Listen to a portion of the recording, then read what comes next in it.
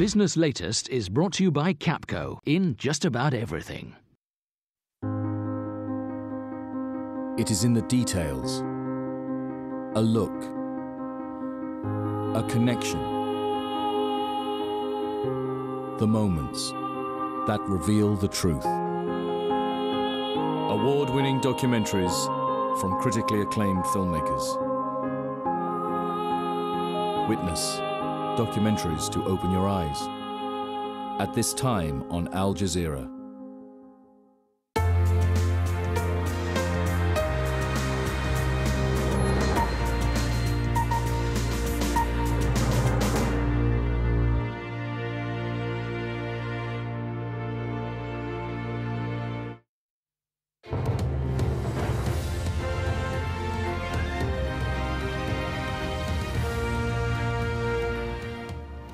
Okay, let's bring you the latest developments from Libya now. Residents of Benghazi say these pictures obtained by Reuters news agency are of mercenaries hired by Muammar al-Gaddafi to crack down on protesters. Well, he's blaming Al-Qaeda and Osama bin Laden for the uprising against him. In his second address to the nation since it began, Muammar al-Gaddafi remained defiant but spoke via the phone rather than appearing in person. Meanwhile, Libya's capital, Tripoli, remains on lockdown. More video emerging of just how much control Gaddafi's apparently lost in the east. Jubilant protesters have been showing journalists what they've managed to seize in the city of Shahat. And the US president says the violent crackdown on protesters is indecent, while Barack Obama is stopped short of announcing direct action against Gaddafi. Well, let's find out what's buzzing in cyberworld now with Emeke Omulu. Thanks. Well, I'll start with more witness accounts of how the Libyan government's been texting people in a bid to stem the anti-government protests. A resident in Libya spoke to @Feb17 Voices, a Twitter user collating information from the country. Yesterday, they started sending us messages in the night telling us to go be normal, to go to work, and to start our lives in an orderly fashion. But what happened in the morning is that absolutely, I think, nobody even went close to the schools. And I would say maybe 98% of the shops are closed in Tripoli. Another example of how the battle for hearts and minds of Libyans is being waged. Take a look at this.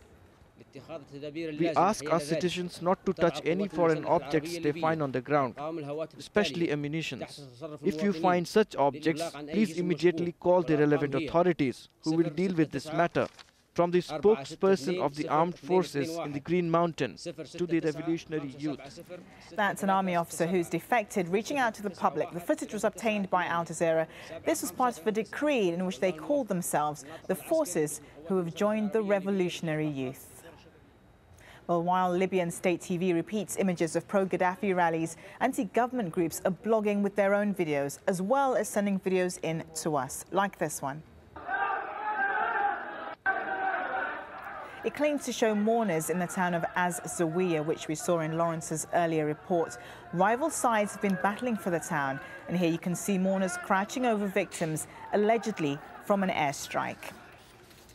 But there is a spanner in the works. Al Jazeera has learnt that some opposition sites are now the target of attacks. Libya analyst Tarek Yusuf explains.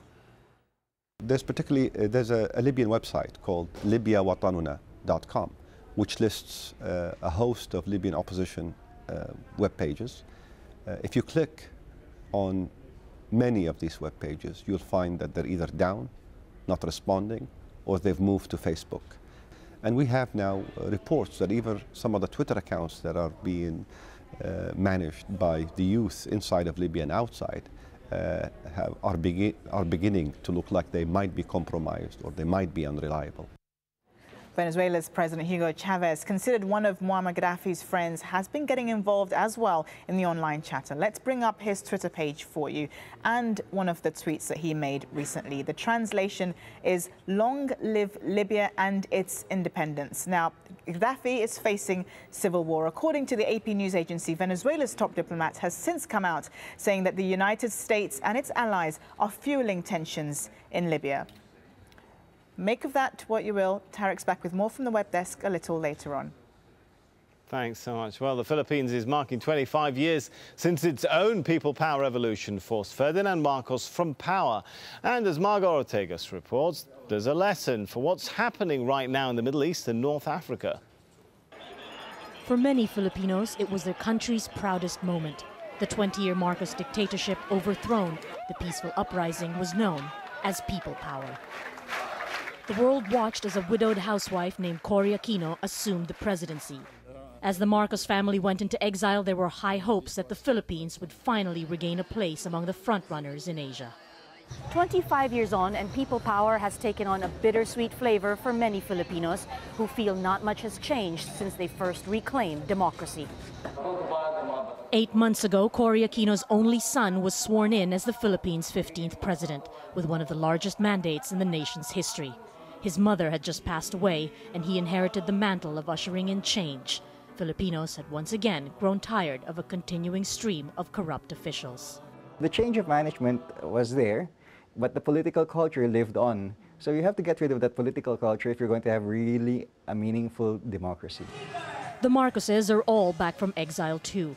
His widow is in Congress and his only son in the Senate, seemingly poised to be in the running for the next presidential elections. I think there are fewer and fewer big misconceptions about the Marcos legacy. I think that the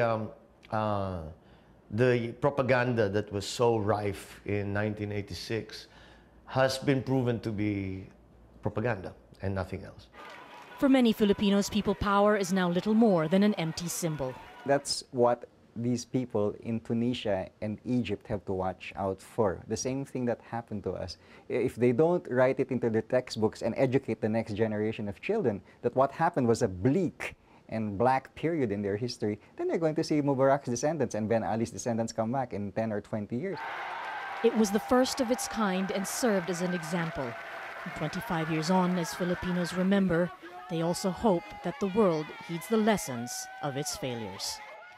Well, for more on this, let's go to Margot Ortegas in Manila. How are the celebrations going now, Margot? They're going full swing. You might be able to hear it behind me. They started at 7:30 in the morning local time, a good 5-6 hours ago, and are set to continue throughout the night. Musical celebrations. There's been an unveiling of markers in what are now considered historical spots where certain events took place. And in just about an hour, there will actually be a